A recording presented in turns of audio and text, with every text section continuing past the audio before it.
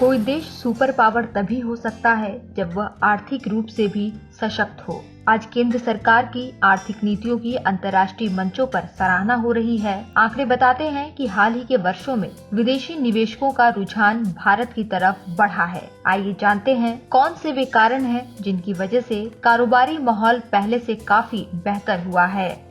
विदेशी पोर्टफोलियो निवेश यानी FPI इस साल देश में 82,575 करोड़ रुपए का FPI निवेश हुआ, जो देश की अर्थव्यवस्था के लिए बड़ी बात है। भारत चीन के बाद विदेशी निवेशकों का पसंदीदा स्थान बना हुआ है। मीडिया स्रोतों के अनुसार मई 2014 में मोदी कार्यकाल शुरू होने के बाद विदेशी निवेशकों ने इस साल यानी 2019 में भारत में सबसे ज्यादा धन लगाया है। कॉर्पोरेट टैक्स की दरों में कटौती से भी विदेशी निवेश बढ़ा है। मई 2014 के बाद विदेशी निवेशकों ने 51,086 करोड़ रुपए का निवेश किया था। सबसे अधिक वेतन वृद्धि भारत में होगी। मोबिलिटी कंसल्टेंसी ECR इंटरनेशनल ने अपनी रिपोर्ट में इस बात का खुलासा किया है कि एशिया प्रशांत क्षेत्र में लोगों की तनख्वाह में साल 2020 में भारत वेतन बढ़ोतरी के मामले में दुनिया में शीर्ष पर होगा। रिपोर्ट के अनुसार भारत में कर्मचारियों की औसत वेतन वृद्धि 5.4% होगी, जो कि हांगकांग में होने वाली वेतन बढ़ोतरी की तुलना में 4 गुना अधिक होगी। ग्लोबल इकोनॉमी की अगुवाई करेगा भारत। IMF का कहना है कि 2040 तक बुनियादी ढांचे में सुधार और युवा कार्यबल का सफलतापूर्वक लाभ उठाकर वैश्विक वृद्धि में भारत अकेले 1/3 योगदान दे सकता है। IMF की उप निदेशक एने मैरी गुल्डवोल्फ ने कहा, एशिया में किसी भी जगह अनुमानित आर्थिक वृद्धि और विकास पर गौर करें तो हम देखते हैं कि एशिया तेजी से वैश्विक विकास का केंद्र बनने की राह पर है।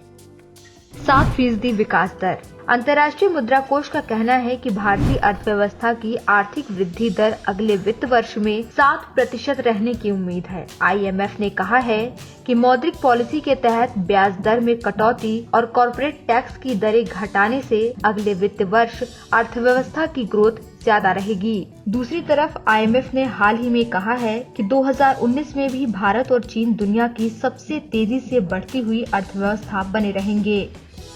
रिकॉर्ड विदेशी मुद्रा भंडार। भारत का विदेशी मुद्रा भंडार लगातार 8वें सप्ताह बढ़ता हुआ 15 नवंबर को समाप्त सप्ताह में 44.1 करोड़ डॉलर से बढ़कर 448.24 अरब डॉलर के रिकॉर्ड स्तर पर पहुंच गया है। रिजर्व बैंक ऑफ इंडिया के अनुसार स्वर्ण भंडार 44.3 करोड़ डॉलर बढ़कर 26.91 अरब डॉलर हो गया है। इस समय भारत का स्वर्ण भंडार 618.2 टन गोल्ड है। 5 अरब डॉलर का निवेश करेगी फेयरफैक्स।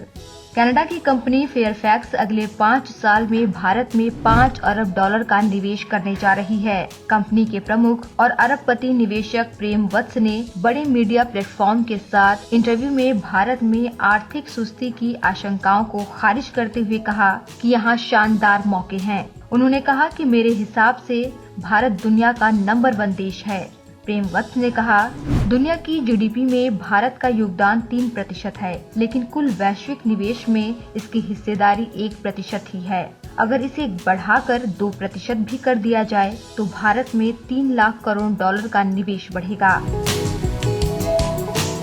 FDI पिछले वित्त वर्ष 2018-19 में अब तक का सर्वाधिक 64.37 अरब डॉलर का प्रत्यक्ष विदेशी निवेश भारत में किया गया है। उद्योग एवं आंतरिक व्यापार संवर्धन विभाग यानी DPIIT की 2018-19 की वार्षिक रिपोर्ट के अनुसार देश में पिछले 5 साल के दौरान 286 अरब डॉलर का FDI आया है। देखा जाए तो भारत 20 साल में पहली बार FDI हासिल करने के मामले में चीन से आगे निकल गया है।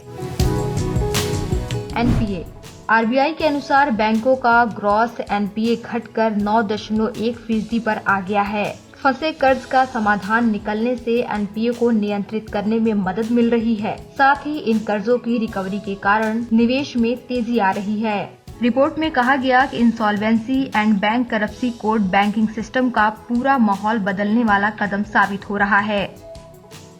सर्विस सेक्टर वर्ष 2018-19 में सेवा क्षेत्र में प्रत्यक्ष विदेशी निवेश 36.5% से बढ़कर 9.15 अरब डॉलर रहा। उद्योग और आंतरिक व्यापार विभाग के अनुसार इस क्षेत्र में वर्ष 2017-18 में 6.7 अरब डॉलर का FDI आया था। सेवा क्षेत्र में यह वृद्धि इसलिए अहम है क्योंकि यह GDP में इसका योगदान 60% से अधिक है।